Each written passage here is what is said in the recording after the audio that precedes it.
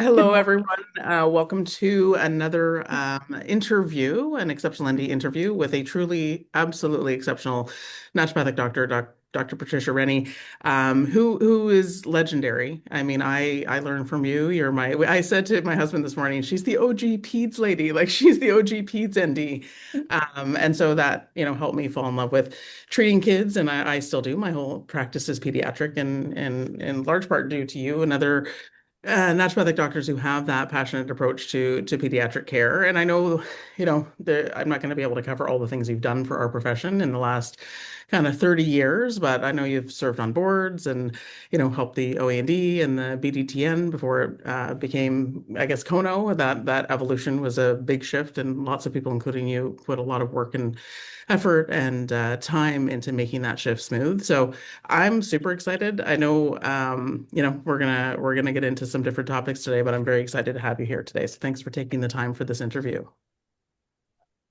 Hello. Hello. Okay, well, she's already got me crying because like there's nothing Here, like a lycopodium moment to make you cry, right? here's a virtual Um, Kleenex.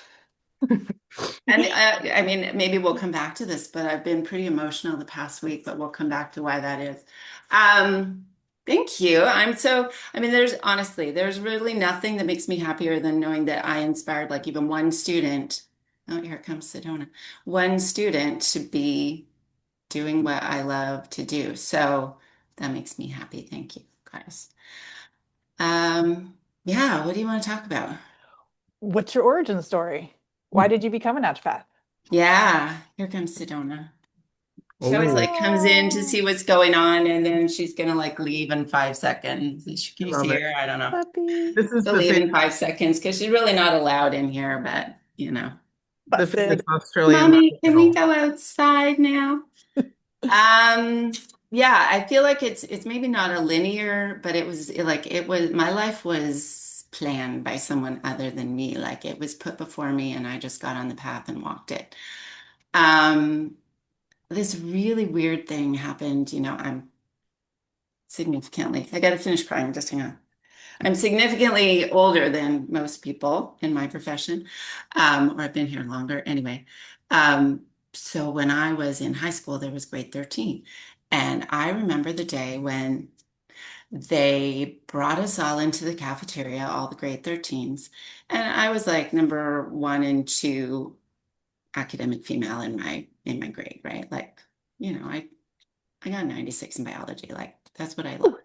So they put us all in the cafeteria to teach us how to fill out university applications.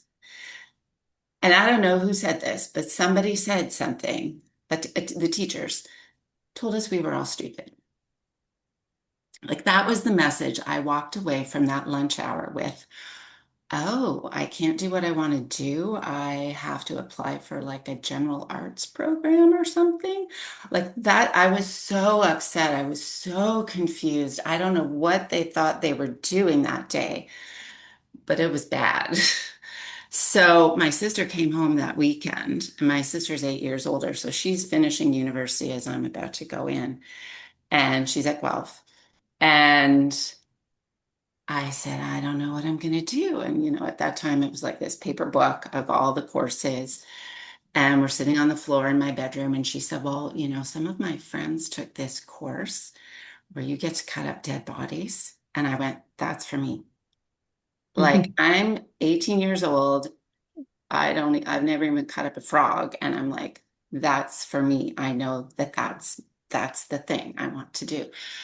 And of course, I got to Guelph and it was Bill Boyd teaching, totally ambidextrous, drawing on the board like this, everything at the same time.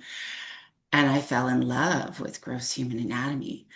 And see, at least at that time, it's the only undergrad where you could do cadaver anatomy because we had the veterinary college.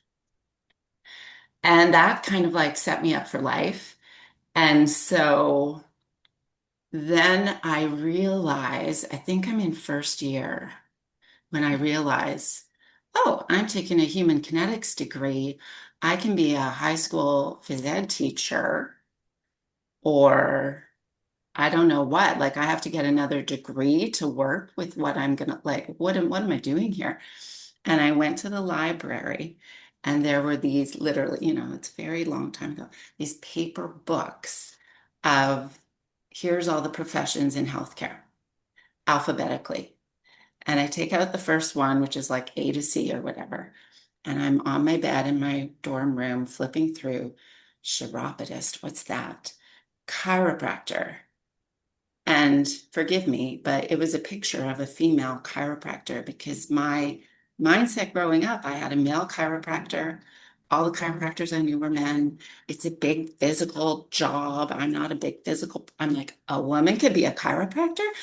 That's for me. So I went back for the summers, I went back and worked for my chiropractor. And that's where I learned how to run an office. I did the admin. And I grew up with applied kinesiology. So he taught me all the basic muscle testing, and I screened all of his um, patients for food sensitivities all the time. And I applied to chiropractic college, and they did not like my biochemistry. I hated chemistry. I hated organic chemistry. I hated biochemistry. So after that that was the first time anybody ever said no to me. And I was a little bit devastated. And then he handed me again, like this little folded piece of paper thing that was the OCNM calendar, and said, this is really what I do. This is probably what you want to be, because I'm not just a chiropractor. I'm really, I'm using supplements and homeopathics and botanicals. And I looked at this folded piece of paper and went, oh my God, I already have one of these at home in my desk that I picked up at a health fair at Guelph. Like, I don't know who was at that desk in like 1988, but I wish I knew now who was there. But I had picked up this, and that was the first time in my life where two lines crossed, and I went, oh, that's what I'm supposed to do. Wow. That's So incredible. that's how I got to Guelph. I mean, that's how I got to naturopathic college. It was really because of him. And I named my first son after him. Oh my goodness. Yeah, unfortunately, he's in hospice right now as we speak. But yeah, he was the main source in my life for putting me on my path for sure.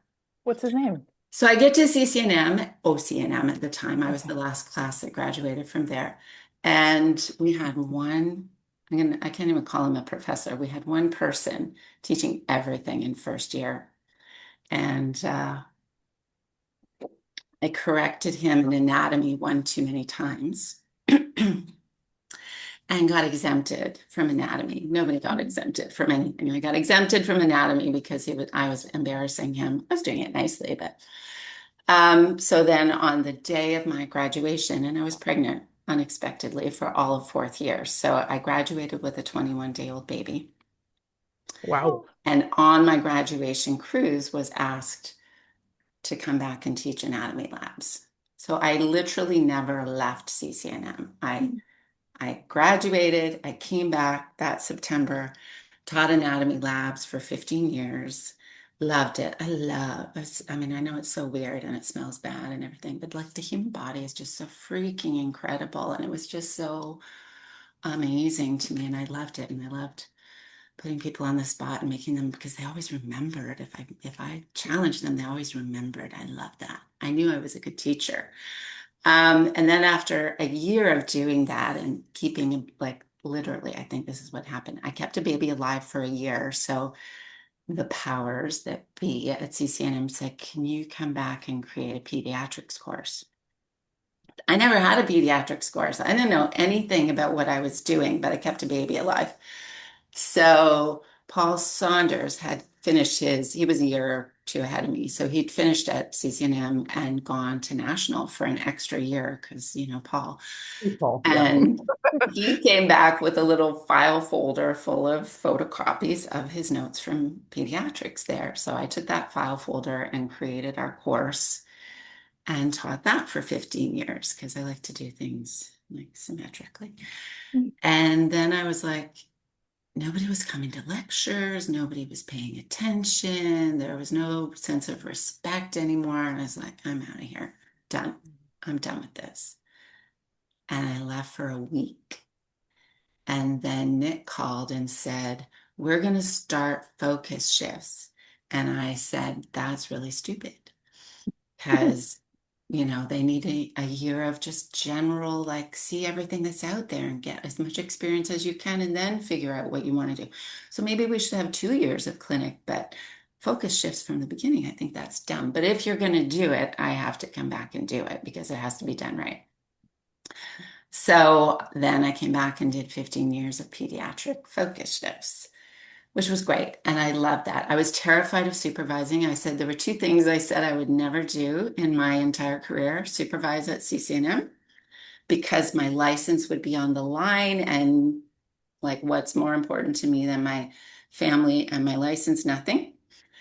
And be the chair of the board, which I also did at the exact same time. So yeah, I did that for 15 years and I loved it. And then, it was very symmetrical, 15 years, 2022 to leave. And I left. That's my origin story. That's how I got to be. I had no intention of like being a pediatric anything. I was put on that path and I followed it. Well, the You, Crazy. profession is lucky for yeah, yep. I'm glad I snuck in before you left the peds class. Like, I feel very honored to have taken your peds class. Like, it was an experience. It was a lovely experience. I attended every class. I appreciated your work. You were appreciated. Well, and subsequently, I run into people who like don't know how to weigh a baby, don't know how to measure a baby, are terrified of it, and that was my whole goal. Like, you should leave after this. It's only a semester, right? You should leave not being afraid to pick up a baby at least. Yeah. I feel like you did that for us. I know, yeah. I felt, I didn't have a baby at the time when I took your course, but I felt like I could do it. Like, I had a great start and I was comfortable taking peds patients for sure. Yeah. Yeah. That's the goal because I don't know. I know you have to remember like how small was our profession. When I graduated in 1992, I was from a class of 20, and that was a big class.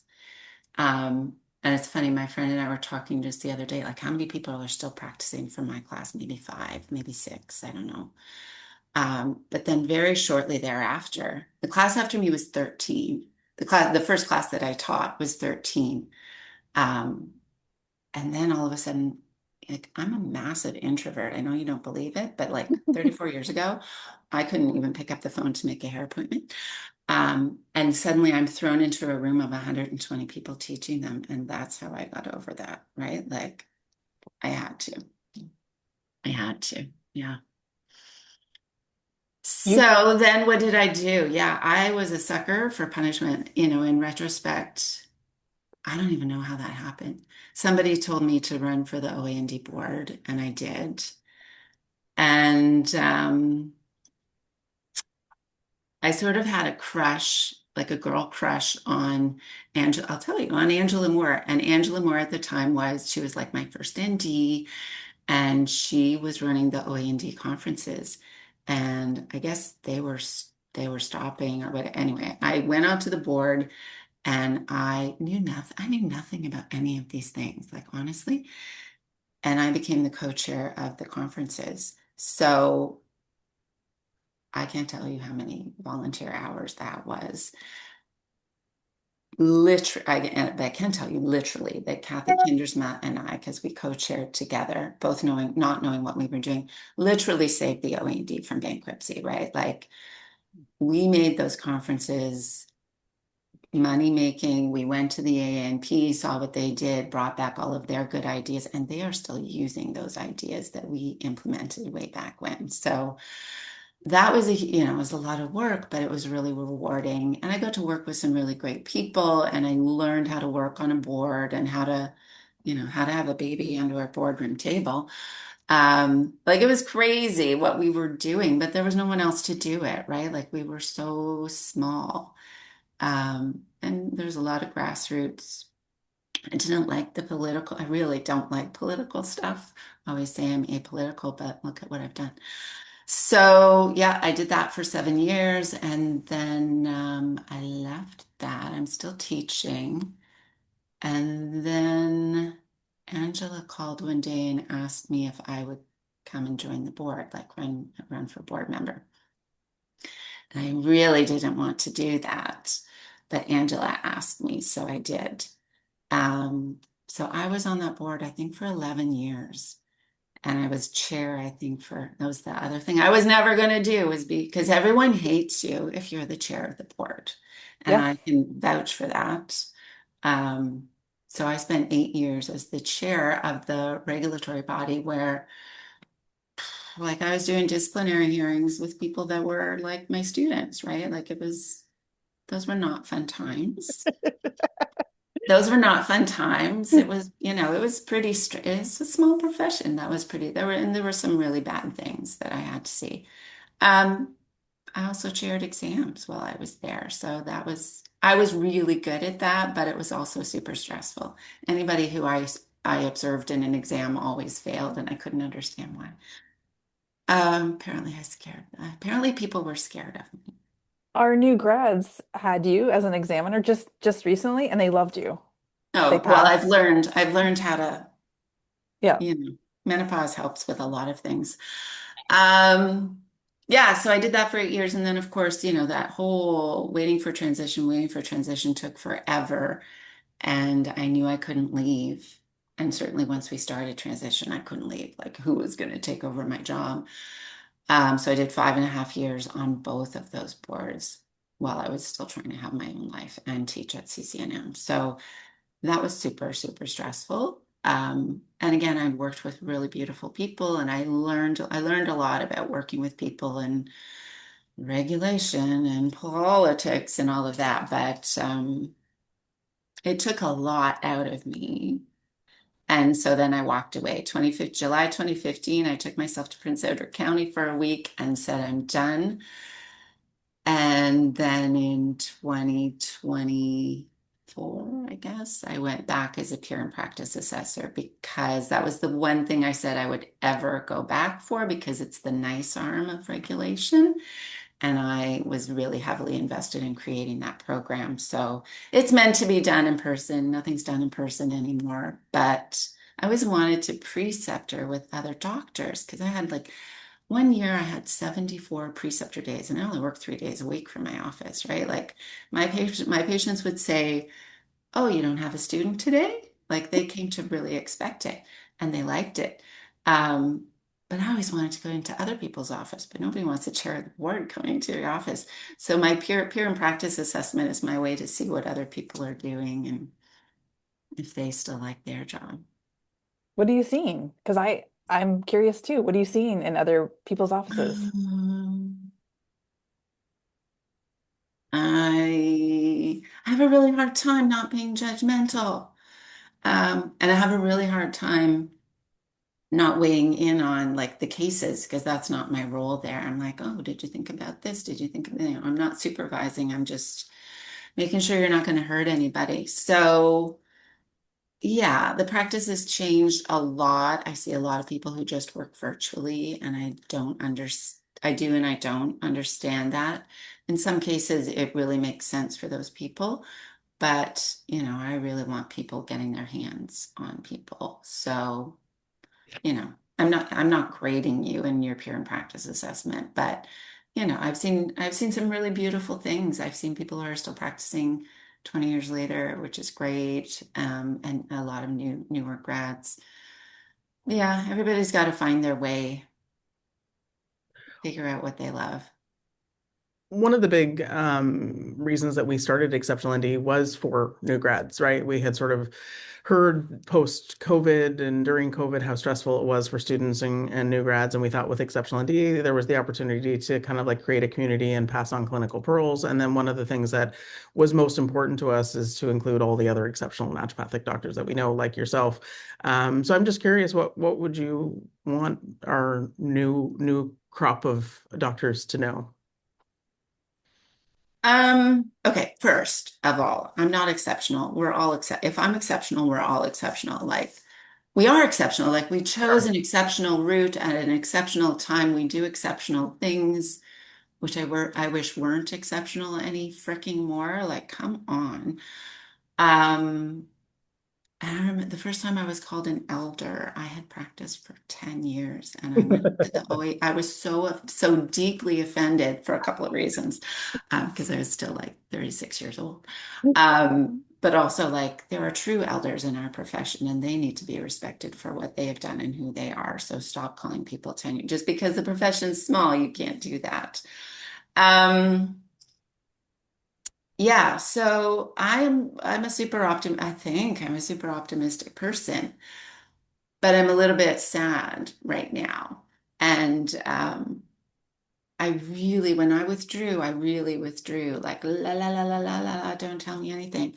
Especially after I left CCNM.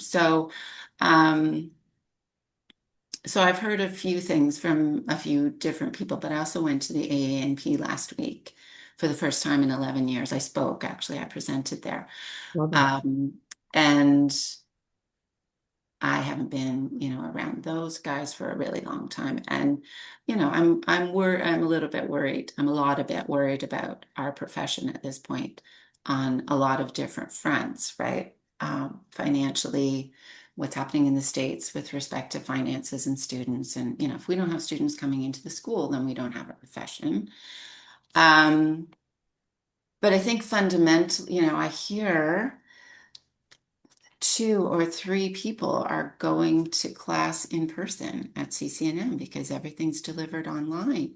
And if I'm not in a room with my classmates for 4 years, learning who they are, fighting with them, it's a microcosm of the world. You have like all the people you like, the people you don't like, the people you agree with, the people you don't agree with, but that's how you figure it all out and sort it all out. And create your friends in the profession for life. And I don't know, they're telling me that they're doing that online and when they get together for practicals, then that they are really close. I just maybe because of who I am and where I am in my life, I don't understand that because I grew up as a techno peasant, according to Mary Ellen McKenna.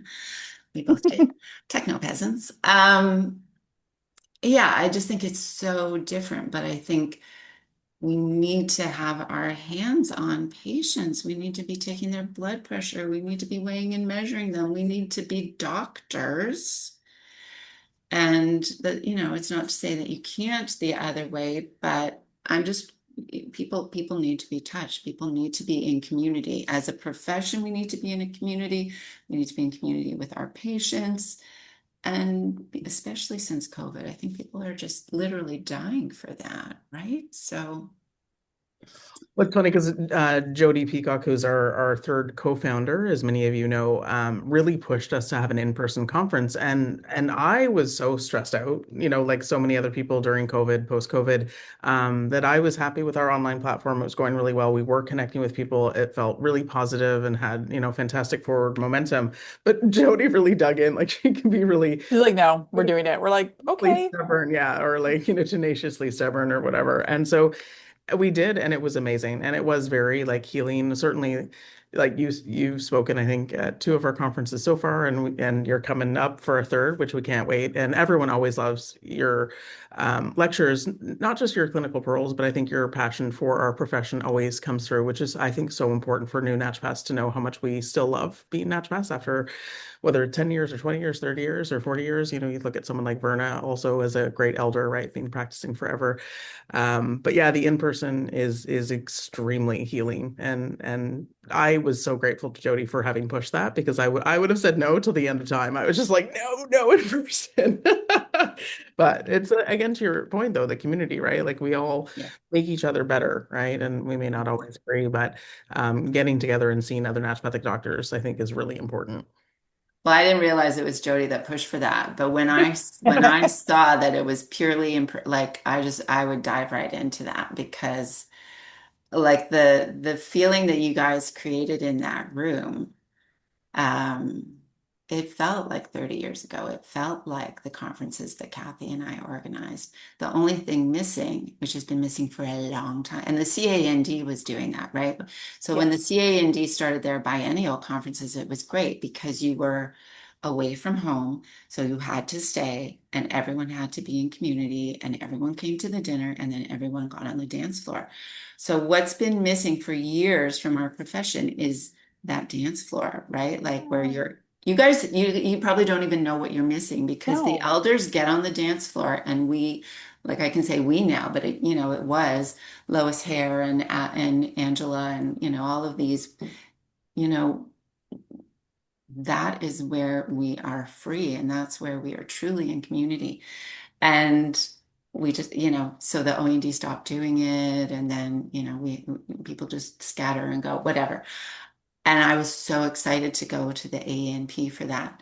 Um, and for the first like three songs, it was great. And then it devolved into music that is not my music. And there was like, it's mostly young people there now. And I think also in part because it is also offered online. Like there were probably a whole lot of people. It was also a very hard place to get to. So there are probably a lot of people online that I would have recognized and known. But I felt like a bit of a dinosaur there, to be honest, in some ways.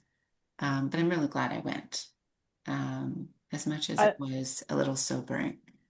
I love that that's what I love. I would not have guessed that's what you're gonna say. I Yeah. didn't yeah, it's been a while since I've been on the dance floor. I can't yeah, it's been a while. Oh, doesn't mean I can dance, No, no, no. Yeah. but I'm a true sepia at heart, right? So like you put on music and I am dancing in my kid Friday night, I'm dancing in my kitchen making dinner because that's how I release my stress. And to do that with other people just brings so much joy.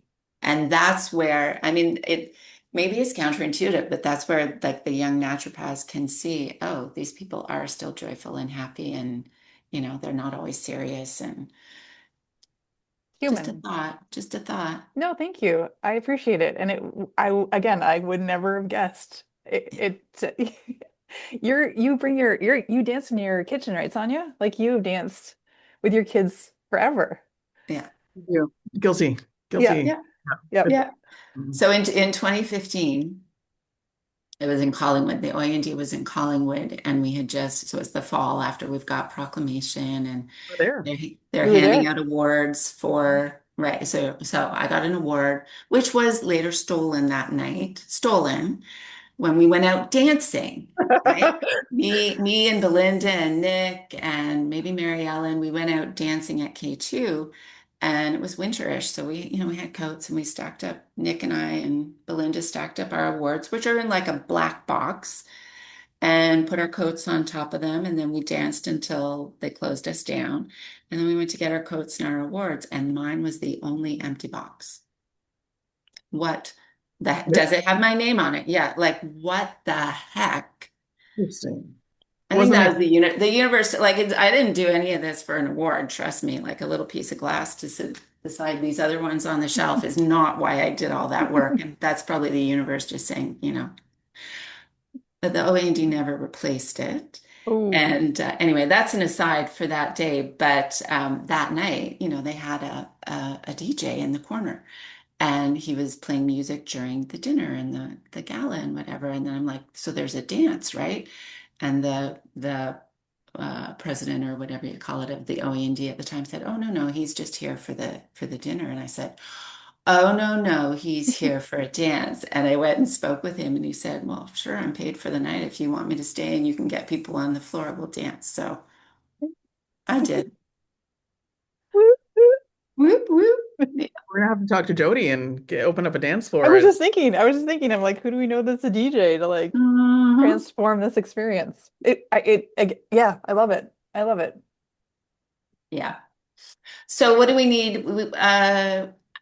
We really need to so I think we need to provide mentorship for young people. I think we need to be honest to them when they start the profession. Like, this is what it's going to cost you. This is how much money you're going to make. I'm not sure that we're being honest with them yet. These are what your challenges are going to be, but here's all the great stuff, right? Like it's incredibly rewarding work. I'm 34 years in. I feel like I sort of know what I'm doing now, but like there's still so much to learn. It's a huge truck going by.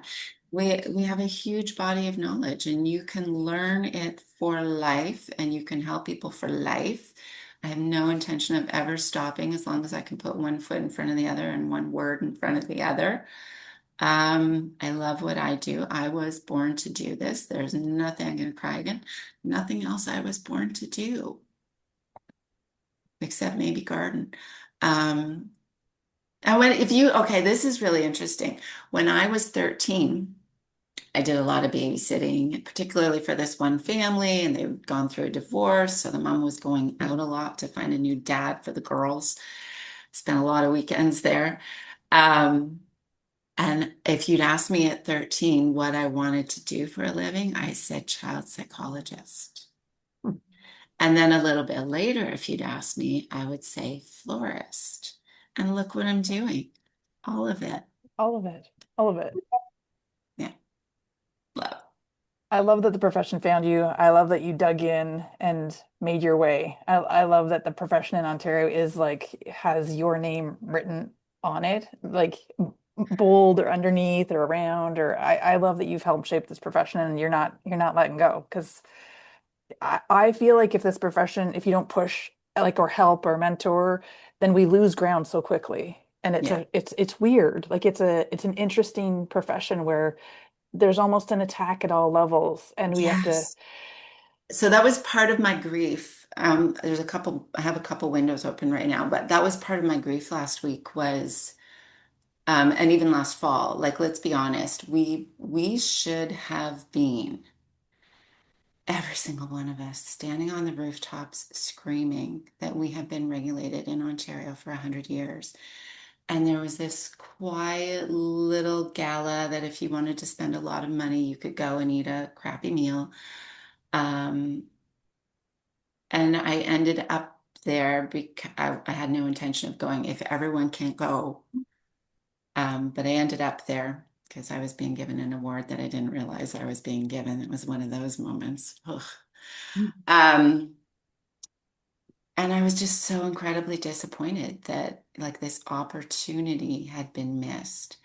And then I get to the AANP and I'm literally hearing the same phrase that like in some of the, obviously in Florida, it's a felony to practice naturopathic medicine right now. But then I heard about other states and I can't remember which one because they all start with vowels and end with vowels.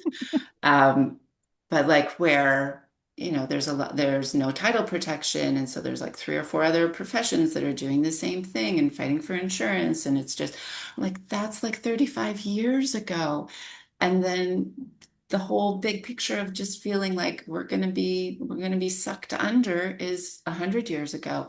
And Verna Hunt talks about this, like this is the miasm of naturopathic medicine. We destroy ourselves and we let others destroy us, and we have to figure out how to get out of this cycle because it scares me, and I don't want to be the person who says, well, I've done 35 years, I'm at the end of it.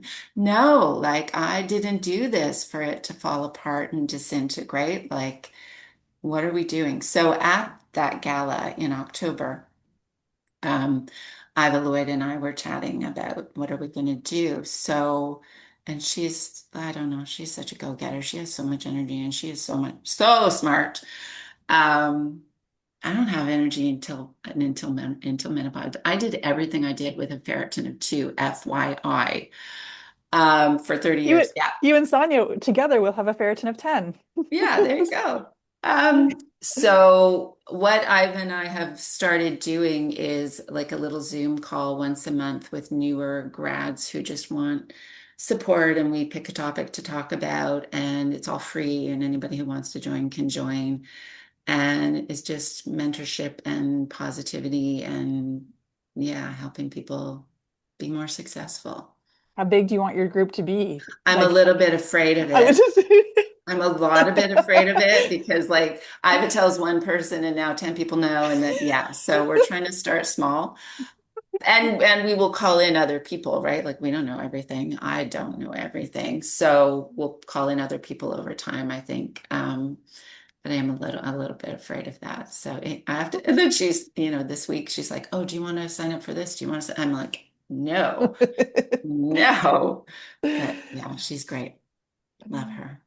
we'll have to get Iva on too, but do you want to share the like how to if students do or if grads do want to join your group? Do you want to share how to do that, or you want to keep it on the down low? Um, I think we're calling it Naturopathic Connections. I think that's what she came up with. It's the first, no, it's the last, I think it's the last Monday of every month. Oh my God, that means there's one next Monday. And yeah, just email me or Iva and we can get you on the list, the email. We have it's really nice because a lot of the new grads were my students, were my Pete's shift students. So that feels really comfortable for me because that's what I love to do. The best thing about teaching students, like it's one thing to teach your profession, but teaching students, like then they go out in the world and make this impact. So I do think, uh, I do think I have a little impact. I think you've had a huge impact. And Yes. I think that it's a lot of hard years in terms of fighting and hope and blood, sweat, energy. But I think our profession will always survive personally. I think that too many people need help. As you guys know, I kind of work in the autism realm, and I can't see in the foreseeable future where they're not going to want or need naturopathic doctors. So I think there are thousands of us literally doing God's work every day, and many of us feel called, as you do, that this is what we're supposed to be doing. It is a beautiful profession. I think if I could encourage, anyone to kind of like heed your sort of thoughts today and put them into action, it's like the decisions are made by people who show up. Right. So you have to show up somewhere. You have to like, join a board or, find a mentor or be a mentor or, invite a friend to a conference. The OAD conference is coming up. We've got wonderful conferences throughout the year. And, we've got our conference. Romy has his lovely conference in the spring. There's all kinds of fantastic events. And I think we just try to show up, and that's the advice I would have given myself 6 years ago when I was like happy to stay in my home Zooming. But it's better for us when we're together. And Yes. we have to stop fighting from within, right? Like, I was there when when IVs were illegal and people were pushing for them. And I think there's a place for them. I think that there's a place for everything we do. So we have to respect what everyone does. As long as they're working within the framework of regulation that makes it okay, then, I, I am just as valuable as someone who does IVs all day and everyone in between. If we, like back, 30, 35 years ago, we used to have these, what were they called? Like where you would get everyone from the whole profession in Ontario together in one room for, now it'd be all virtual, but it needs to be in person and really have a culminating of the minds and a coming together and a focus on like, why did we become who we are in the first place? For most of us, it wasn't to make a lot of money.